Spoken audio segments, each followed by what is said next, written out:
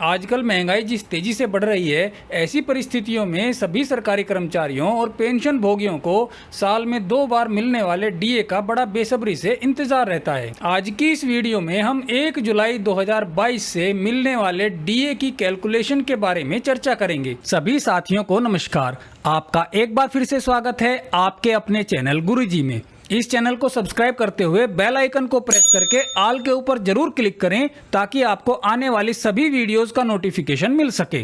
आइए शुरू करते हैं। भारत सरकार के लेबर ब्यूरो द्वारा 31 मई 2022 को एक प्रेस रिलीज के माध्यम से अप्रैल 2022 के लिए कंज्यूमर प्राइस इंडेक्स की घोषणा कर दी गई है।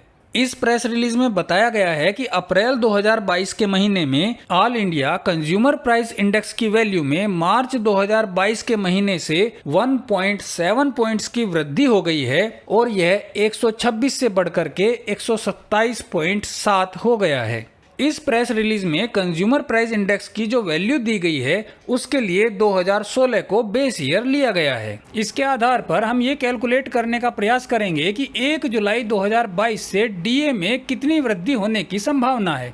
अब इस टेबल की सहायता से हम देख सकते हैं कि अप्रैल 2022 के लिए जो कंज्यूमर प्राइस इंडेक्स की घोषणा की गई है 127.7 की, इसके आधार पर जब हम कैलकुलेट करते हैं तो 1 मई 2022 से डीए की जो इफेक्टिव रेट हो चुकी है वो 36.91 हो चुकी है। यानी कि इसका मतलब ये हुआ कि इस कैलकुलेशन के आधार पर 1 मई 2022 से डीए की जो परसेंटेज है वो 36.91 पर ऑलरेडी आ चुकी है और अभी मई 2022 और जून 2022 के लिए कंज्यूमर प्राइस इंडेक्स की घोषणा होना बाकी है। अगर हम जनवरी 2021 से लेकर के अप्रैल 2022 तक के पिछले 15 महीनों के कंज्यूमर प्राइस इंडेक्स का कंपैरिजन करते हैं तो यहाँ पर इस टेबल में हम देख सकते हैं कि पिछले 15 महीनों के ड्यूरेशन में लगभग 0.63 की वृद्धि हर महीने हो जाती है। इस टेबल में हम देख सकते हैं कि अप्रैल 2022 के महीने में सबसे ज्यादा वृद्धि हुई है 1.7 पॉइंट्स की और आगे भी इस वृद्धि के जारी रहने की संभावना है।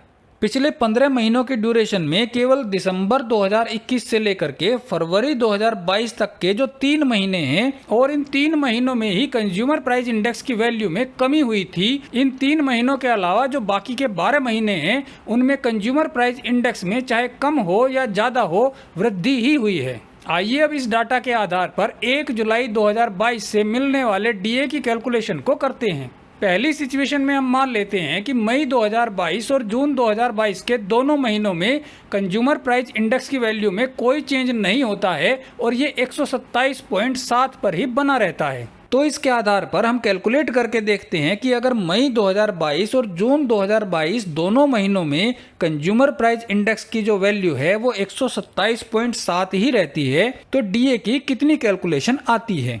तो इस कैलकुलेशन के आधार पर अब हम देख सकते हैं कि मई 2022 और जून 2022 के दोनों महीनों में अगर कंज्यूमर प्राइस इंडेक्स की वैल्यू में ना कोई वृद्धि होती है और ना ही कोई कमी होती है और ये 127.7 पर ही रुका रहता है तो 1 जुलाई 2022 से डीए की जो परसेंटेज कैलकुलेशन में आती है वो 38.11 आती है। अब दूसरी सिचुएशन में मान लेते हैं कि मई 2022 और जून 2022 के महीनों में कंज्यूमर प्राइस इंडेक्स की वैल्यू में कमी आ जाती है।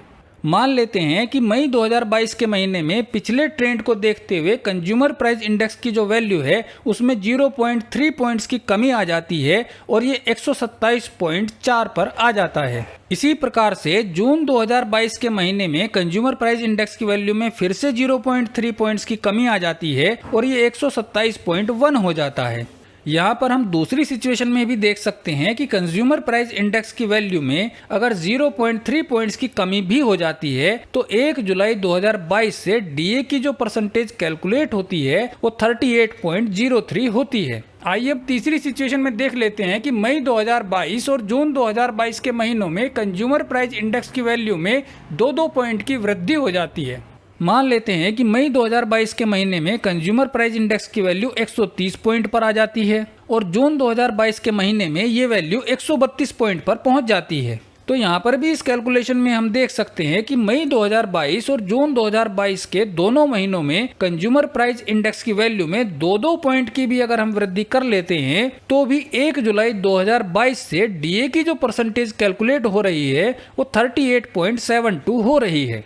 तो इन तीनों सिचुएशन की कैलकुलेशन के आधार पर हम कह सकते हैं कि अगर मई 2022 और जून 2022 के कंज्यूमर प्राइस इंडेक्स में कोई बहुत बड़ा ही फेरबदल नहीं होता है तो 1 जुलाई 2022 से डीए की जो कैलकुलेशन है वो 38% की ही आती है। यानी कि इसका मतलब ये हुआ कि आपको 1 जुलाई 2022 से 38% डीए मिलने की पूरी संभावना है।